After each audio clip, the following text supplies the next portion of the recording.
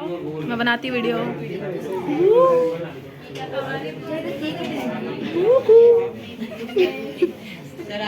तो पहले पहले पहले पहले सब लोग देख लो। मैं आ रहा हूँ, जगह पे आ रहा हूँ तुम्हारे, तुमको उठने का जरूरत नहीं। ये ब्रेन है बट ये इंसान का ब्रेन नहीं है, but it is going to resemble somewhat.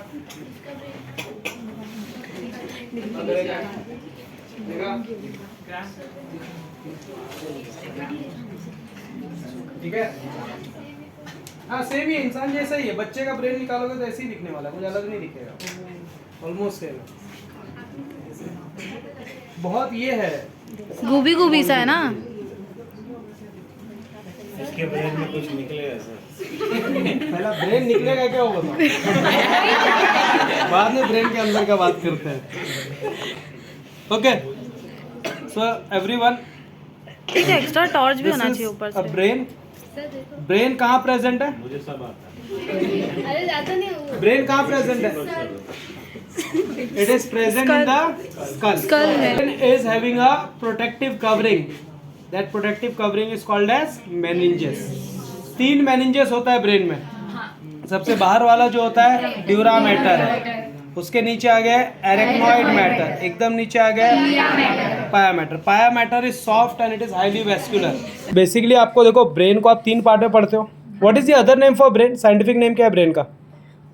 Brain is called as encephalon. क्या बोलते हैं उसको? एनसेफेलॉन। 3 पार्ट में डिवाइडेड है। 4 ब्रेन कहोगे, मिड ब्रेन और हाइंड ब्रेन। ये तुम्हारा 4 ब्रेन है। अब मिड ब्रेन इसके बीच में सेंटर वाला पार्ट हिस्सा आएगा, जो यहाँ से तुमको दिख जाए तो अलग बात है, वो कटने के बाद ही दिखेगा। ठीक है, सो उसको आप क्या नाम लोगे? मिड ब्रेन वाला हिस्सा। ये जो है ना, ये हाइंड ब्रेन का पार्ट है। ये दिख रहा है तुम्हें पीछे बैक पोर्शन, देखो ये पूरा हाइंड ब्रेन को क्या कहता है? Hind brain is called as rhombencephalon.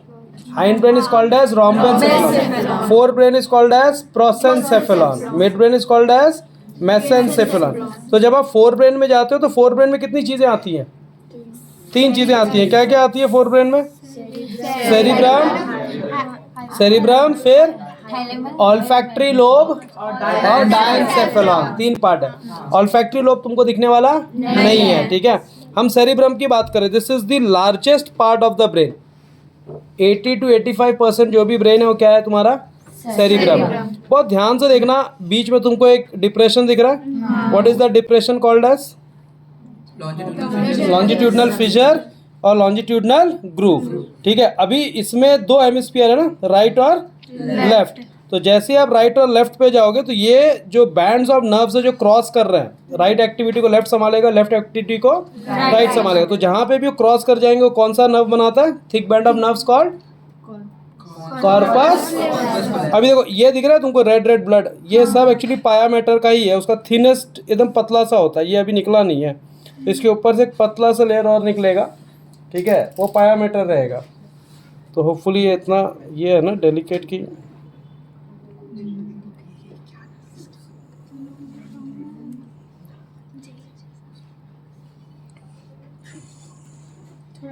अच्छा, ये जो फोल्ड्स और दिख रहा है आपको सारे के सारे, ये दिख रहा है ट्रांसपेरेंट सा जो निकल रहा है, तो ये जो है इसका पाया मैटर है और इसके ऊपर है वो कवरिंग।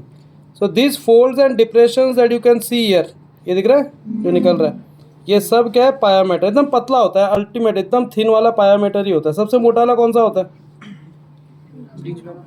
नहीं, ड्यूरा मैटर सबसे मोटा होता है। ड्यूरा मैटर को ड्यूरा क्यों कहते हैं? नहीं, ड्यूरा वर्ड है ड्यूरा सेल से। ड्यूरा मतलब क्या होता है? ड्यूरा मतलब होगा टफ। ठीक है, पाया मैटर मतलब, पाया मतलब क्या हो जाता है? सॉफ्ट। ये लाइंस दिख रहे हैं सब, ये लाइंस को क्या बोलते हो? ये जो डिप्रेशन आड़े टेढ़े ऊपर नीचे दिख रहे हैं उनको क्या कहते हैं हम लोग? These are called as sulci and gyri. बराबर। तो सल्काई कौन सा है, गायराई कौन सा है? सल्काई डिप्रेशन है कि गायराई डिप्रेशन है?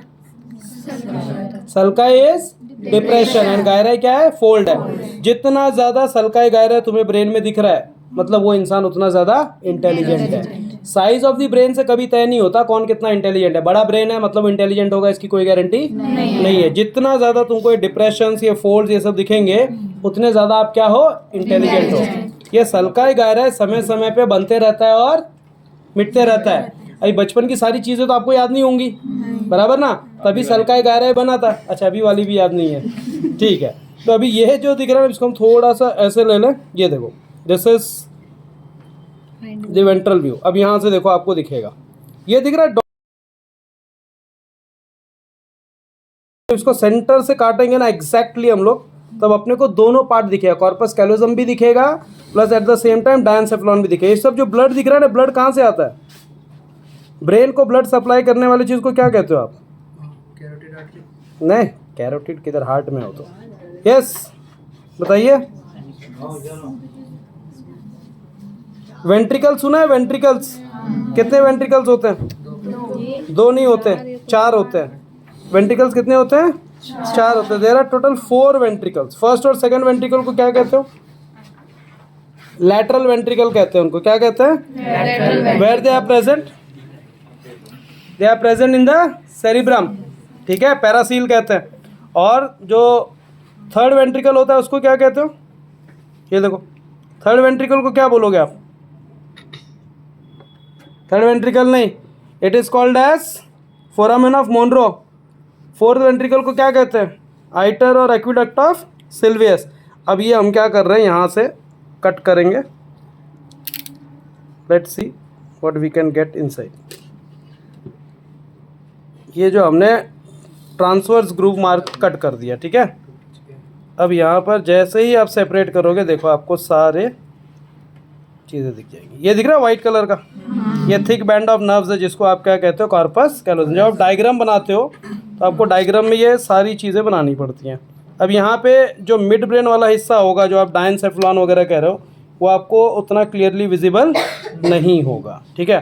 ये जो ओपनिंग्स दिख रहे हैं ना, जहाँ से ब्लड आ रहा है, ये सब क्या है? वेंट्रिकल्स है। देखो ये दीज आर ऑल वेंट्रिकल्स। अब ध्यान से अगर देखो, आपने ब्रेन का एक डायग्राम ऐसे ड्रॉ किया हुआ है, दिख रहा है, और यहाँ पे नीचे जो है आप इसको कुछ इस तरीके से अटैच करके बनाते हो। याद आया कुछ? ये डायग्राम आपने बनाया होगा, ठीक है। तो ये क्या है? ये तुम्हारा थिक बैंड ऑफ नर्व्स है, जिसको आप कॉर्पस कैलोजम कह रहे हो। अभी पिट्यूटरी ग्लैंड जो है छोटा सा होता है, इसमें भी बहुत छोटू सा ही होगा। ये दिख रहा है मटर के दाने जैसा, ये तुम्हारा पिट्यूटरी ग्लैंड बनता है। बकरे का है ना? बकरे का है ना, थोड़ा तो होगा, ठीक है। देखो पिट्यूटरी ग्लैंड को क्या कहते हो? मास्टर ग्लैंड कहते हो। But even though it is master gland, वो खुद भी किसके कंट्रोल में है? हाइपोथैलेमस के कंट्रोल में है, ठीक है। ये बात ध्यान में रखना। अब ये सेक्शन में आप देखो, आपको परफेक्ट ये जो दिख रहा है brain, outer area is called as cortex, inner area is called as medulla. Cortex कौन से मैटर का बना होगा? ग्रे मैटर का बना, वेरी गुड। और मेडुला किसका बना होगा? देखो कॉर्टेक्स में ही सल्काई गायराई है, मेडुला में सल्काई गायराई नहीं है। मतलब more of grey matter means you are more intelligent, less of grey matter means you are less intelligent. Spinal cord में उल्टा होता है। स्पाइनल कॉर्ड में क्या होता है? वाइट मैटर बाहर है और ग्रे मैटर अंदर है। ये समझ में आया बात? अभी इसको मैं और ज़्यादा डिटेलिंग नहीं जाऊँगा, क्योंकि इसको काटना जो है थोड़ा सा, हाँ ठीक है। ये समझ में आ गया तुमको? ये वाला पॉइंट क्लियर हुआ? अभी यहाँ पर आ जाओ, ये जो है ना, इसको ले लेते हैं, वो पूरा इंटैक्ट ही रहने दो। ये दिख रहा है, ये क्या है? It is the cerebellum, second largest part of the brain. Cerebellum is responsible for what? Coordination and equilibrium, बराबर ना? जो भी इक्विलिब्रियम होगा वो किसकी वजह से होगा? It is because of cerebellum, ठीक है। सेरिबेलम, सेरिब्रम नहीं, cerebellum is responsible for balancing and equilibrium. अच्छा, सेरिबेलम को बेसिकली बैलेंसिंग इक्विलिब्रियम करते। देखो पूरा जब आप सोते हो ना, पूरा ब्रेन सोता है आपके साथ, सिर्फ क्या नहीं सोता मालूम है? सेरिबेलम। सेरिबेलम नहीं सोता। इसके लिए लोग नींद में उठ के चलते हैं, इसके लिए लोग नींद में उठ के चलते हैं। अगर ये सेरिबेलम सो जाए तो जाहिर सी बात है आप भी सो जाओगे, आप कभी नींद में उठोगे नहीं। Cerebellum is the negative brain, cerebrum is the positive brain. इसको पॉजिटिव क्यों बोलते हैं? हर अच्छी चीज़ सेरिब्रम करवाता है, और हर बुरी चीज़ करने से रोकता भी सेरिब्रम है। जो चीज़ आप रियल में नहीं करते हो, सपने में करते हो, सेरिबेलम करवाता है। Cerebellum is considered as a negative. अब देखो यहाँ पे अगर ध्यान से देखोगे ना, तो ट्री जैसा स्ट्रक्चर लेगा ये। अभी इसका हम सेक्शन निकालेंगे, तब जरा सा ऑब्जर्व करना, तो शायद तुमको क्लैरिटी में आ जाए। इसके अंदर ना बहुत सारे फोल्ड्स होते हैं, याद है, मीडियन वर्मिस कहते हैं, फिर इसमें आइटर वगैरह मिलेगा आपको। तो ये जो है दिस इज़ कॉल्ड, आप देखो ये देखा, ये ट्री ऑफ लाइफ कहते हैं इसको, देख रहा पेड़ के पत्ते जैसा जो स्ट्रक्चर है, तुमने पढ़ा होगा। सो मीडियन वर्मिस है, साइड में 2 हेमिस्फीयर है, और इसको क्या कहते हैं, arbor vitae. Arbor vitae is called as tree of life. इसमें भी बाहर कौन सा मैटर रहेगा, ग्रे मैटर, अंदर कौन सा रहेगा, so you can easily make out, समझे। अभी ये जो है ना सबसे ये वाला इंपॉर्टेंट पार्ट है, ये क्या है तुम्हारा हाइंड ब्रेन का next important part. What is this, swollen area, pons varolii. Pons varolii क्या करता है, सारे जो नर्व्स हैं, सारे नर्व्स जो है पास होते हैं ना, अच्छा एक्सेप्ट वन नर्व, कौन सा नहीं पास होता पॉन्स वेरोली से, बताओ, सेंस ऑफ स्मेल। इसके लिए हम स्मेल याद नहीं रख पाते, हम कोई भी चीज़ का स्मेल याद रख सकते हैं क्या, नहीं। Pons varolii has the control for breathing. आप अपने सांस को रोक सकते हो, लेकिन कब तक, 1 मिनट 2 मिनट से ज़्यादा रोक पाओगे क्या, नहीं। So pons varolii will control the reflex for breathing, no doubt, but after some time the reflex will shift on to medulla. Medulla is the most important part. ये दिख रहा है वी शेप में आया जो, ये तुम्हारा मेडुला ऑब्लोंगेटा है। कहते हैं sudden injury to medulla oblongata will lead to death. क्यों मर जाता है आदमी मेडुला ऑब्लोंगेटा पे चोट लगा तो, क्यों, because medulla oblongata is responsible for controlling all the involuntary functions. क्या क्या, रेस्पिरेशन, डाइजेशन, सर्कुलेशन, एक्सक्रीशन, हर एक इंपॉर्टेंट इनवॉलंटरी प्रोसेस कौन कंट्रोल कर रहा है, मेडुला ऑब्लोंगेटा। इसी के लिए जब फांसी देते हैं ना, नॉट मेडुला पे पड़ता है, ठक करके मेडुला टूटता है, इसलिए इंसान मरता है, समझे। So sudden injury to medulla oblongata leads to death, and finally this what continues down is the spinal cord, जिसको आप ब्रेन स्टेम कहते हो, ठीक है।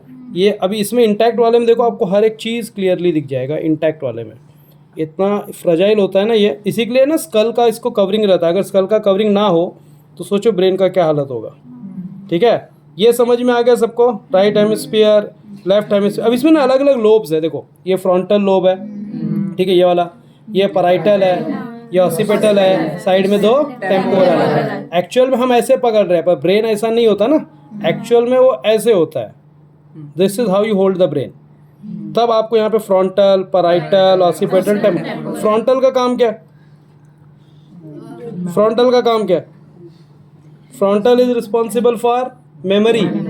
पैराइटल किस लिए रिस्पॉन्सिबल, इधर वाला पैराइटल। देखो अभी ऐसे देखो, परफेक्ट ब्रेन दिख रहा है, अभी ऐसे करके पकड़ने पे देखो, ऐसे पकड़े तो ब्रेन दिख रहा है प्रॉपर, बीच में ट्रांसवर्स ग्रूव भी दिख रहा है, सब कुछ दिख रहा है। और इसको ऐसे रखेंगे तो ठीक है। अभी जब नीचे रख दे तो पूरा फैल जाता है, क्योंकि पूरा लिक्विड से ही भरा है। कितना न्यूरॉन होता है ब्रेन में,